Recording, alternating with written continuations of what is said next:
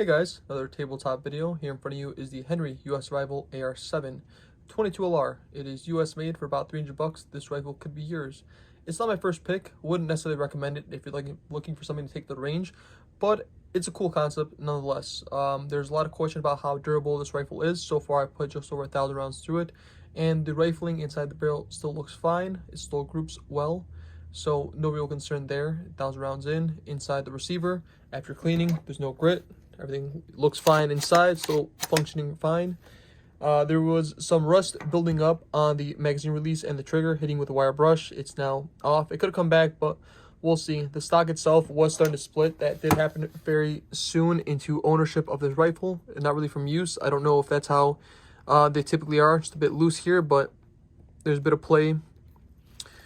Again, just taking to the range, light duty. This, I've heard this described as like a flare gun, emergency use. It's not something necessarily you take the range, pull a lot of rounds through, but I would like to see how it holds up.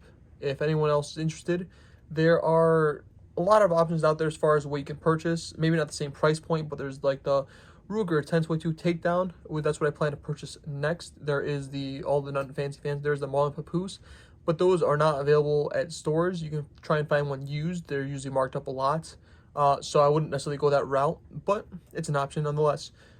For this at 100, I've been grouping it fine. The Peeps sight does leave a lot to be desired, but you can still make it work. I have invested in a whiteboard to show you guys, illustrate what I'm talking about. So the rear sight, the front post, where I would like the front post be at, like this is how I typically set up like on my Mini 14. So this is where I want to be hitting. That makes sense. Have a 6 o'clock hold underneath when I'm hitting it at 50 yards. Typically, it's just underneath it, which is fine. It does obstruct the target a little bit, but at 100, I'm cutting the front post in half. So for windage, if I hold on the edge, that's kind of where I want it to work. And that's what this rifle's been doing for the most part. So it is manageable. It is doable at 100 yards.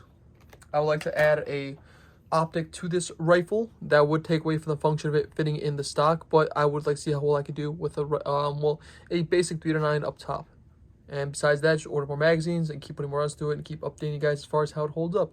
Again, next I would like to try out the Ruger 1022 Takedown model and do more updates like this.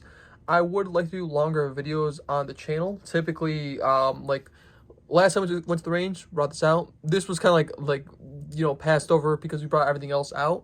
A bunch of other rimfire is not the most fun for everyone. I have fun shooting rimfire, shooting at steel and all that stuff, but all the center fire stuff took priority. I was setting in scopes and doing other stuff, but next time I go to the range, I'll throw an optic on this, push more magazines. That makes firing this go quicker because loading up the 8 rounds is load up 8, go shoot 16 rounds, and it's a long process, right? The 15 rounders are expensive. I'd like to purchase one of those and then 2 more of the 8 round ones.